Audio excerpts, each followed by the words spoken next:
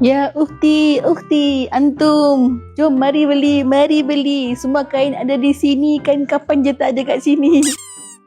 Rasulullah pun kita tahu seorang pedagang, dan zaman Rasulullah dulu kalau nak berdagang kena ikut rombongan. Kita tahu dah sejarah, dah cerita bahawa Rasulullah suka berdagang dan mengikut rombongan perdagangan. Tetapi kita zaman sekarang tak perlu ikut rombongan lagi dah. Kita hanya perlu kuatkan konten di social media, insya-Allah perdagangan kita akan berjalan lancar. Jadi tak ada alasan untuk usahawan muslimah kita ni untuk tak berniaga betul-betul, kerana platform social media dah menyediakan banyak kemudahan untuk kita berniaga. Cuma kena tahu cara nak buat konten yang sesuai je. So kalau you all usahawan muslimah yang betul-betul nak kuatkan bisnes you all, benda pertama yang you all kena kuatkan ialah konten. Tapi konten you all mesti dah mengikut syariat Islam. So jom jumpa saya dalam program Content Creator Muslimah pada 6/6 ini di Seksyen 13 Shah Alam, iaitu program offline selama 1 hari. Kerana dalam kelas ni saya akan ajar, saya akan sharekan dengan you all macam mana cara nak buat konten ikut syariat, macam mana nak buat copywriting menggunakan inspirasi ayat Quran,